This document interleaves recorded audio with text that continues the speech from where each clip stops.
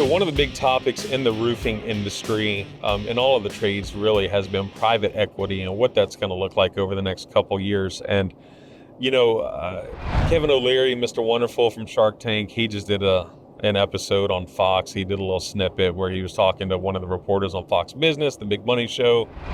And he's a private equity guy, right? And he has a lot of clout in the space. And he was just talking about private equity coming in to the trades in general, all home service type companies beyond roofing, so HVAC, plumbing, etc. And really, kind of gobbling up these companies for two main things. The number one is, the efficiencies and operational process, right? And that there's a lot of companies, small to medium businesses across the country that aren't really adopting to the digitization era. So that's one thing that private equity is really addressing is the operational efficiencies. How do we cut costs? How do we trim the fat? How do we get the most bang for our buck? And that's where a lot of small businesses struggle, admittedly, right? So, our agency is a small business and we've had to trim the fat over the years and we've had to really dial those processes in. Luckily, I came from corporate America, so I had probably a little bit more experience or expertise than the average small business owner. But operational efficiencies is one, why private equity is really getting engaged in the trades. And then two, it's lead generation, right? Customer lifetime acquisition, cost per acquisition. These things are things that impact the entire global economy, the entire American economy, and small businesses of America, right? How do we acquire the next customer, and how do we really dial in the efficiency of that cost to acquire that customer so we can scale? So small businesses can have a really good brand.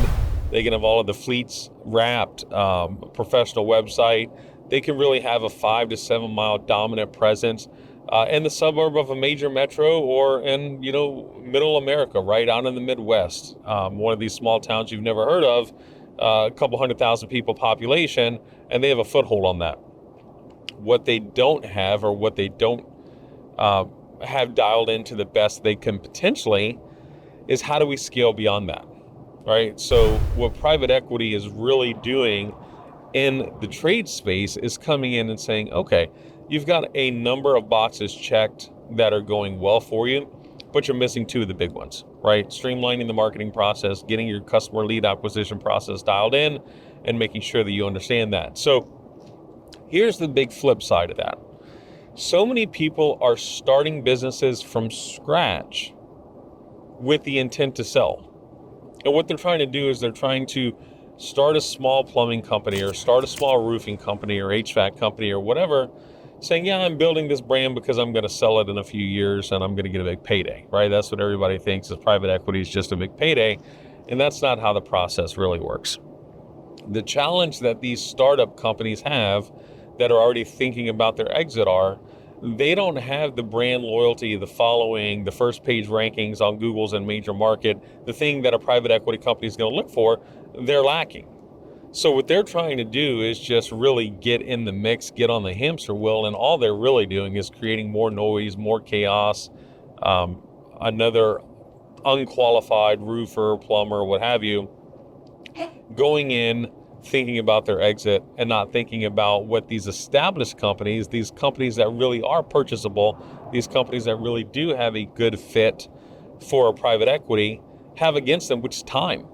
Time is the biggest thing that these companies have on the startups when they're competing. Yeah, a startup might come in with a bunch of cool software and a really great looking brand and might have some relevance. But what they don't have is the test of time. Have they been around for 5, 10, 20 years? Have they established a great social media following? Do they have their processes dialed in?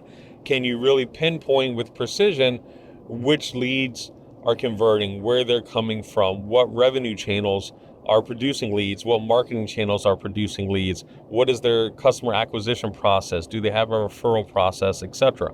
So the misnomer from a startup trying to get the attention of a private equity company is the gap of time, right? So when you're thinking about this as an established company looking to exit, one of the things you really need on your side is a coach or a specialist, a broker that knows how to help be the conduit between your company and the private equity companies. All right? Because when you think about, I don't know, two people going into a divorce, right? Before you go and just file for divorce, you go through the mediation process, and there's a neutral third party making sure that it is as fair and equitable as it can be. The same thing kind of happens here with a business broker or a private equity specialist. Our CFO has a consulting firm that specializes in private equity. One of the coaches in the Best Hustler Academy has gone through a private equity buyout, and he really gets the process. You need to have somebody that can guide you on all of the intangible questions that you don't know or things to look out for as a small business owner to keep you safe. And on the flip side of that, the private equity company, the one that's actually going to be doing the purchasing and forking out the millions of dollars to buy your company, they're going to appreciate this broker or middleman in place because they know that you're going to be prepped more so than the typical buyer. So you're not going to waste their time. You're going to start getting your books in order. You're going to be able to speak to eloquently the things that matter to them. Where are you getting your customers from? What do they cost? How many potential customers exist out there that you don't have access to? What percentage of the pie can you get in your local marketplace? Who are your biggest competitors in the marketplace, and how do you overcome them? This is what the equity company is going to look for, right? So you need to really understand that as private equity comes in to the trades businesses, to the home services industry as a whole, it doesn't necessarily mean that, okay, here's your cash cow, here's your big payday. What you should really do as a small business owner trying to get into the trades is start focusing on the customers, focusing on the customer journey, focus on clover leafing new customers that you get, asking for referrals, dialing in your processes, and leading with a servant's heart, taking that mindset to really build an established company as if you were building it to hand off to your kids. Build a company as if you were building it for generational wealth, for generational existence in a marketplace. And then you're going to start to capture the eye of somebody that could potentially want to buy you out. But if all you're trying to do is slap together a cheap brand and do everything unprofessionally or do everything at a low cost way and not really have a foothold on a market, you're not going to beat out or be more attractive to these equity companies than the established brands that have been around for a decade, 2, 3 decades. The owner's 65, the son's 45, 50, 40 years old looking to retire, and they're wanting to exit. They have a lot more value than you bring to the table. So there's a lot of ways to make money in the roofing industry or in the trades industries. But the companies that really cash in the most, the companies that really have the most success, they're the ones that are doing it with the right intentions, with the pure intentions. They're the ones that are building these companies up for success for the long term and not thinking about the exit. So you can't go into an approach of getting into something thinking about the exit on the backside, or you're missing the meat and potatoes in the middle.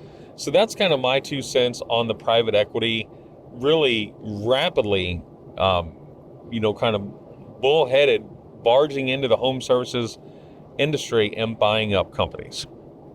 I would encourage you that if you're a small business owner in any of the trades, keep everything that you do when you wake up in the morning focused on your customers and focused on your team's success, and you're going to end in an outcome that is favorable to you. But if all you do is build your business operationally from a sales perspective, et cetera, around the numbers and around the dollars and cents, you're not going to be as attractive to the equity companies as you think you might be.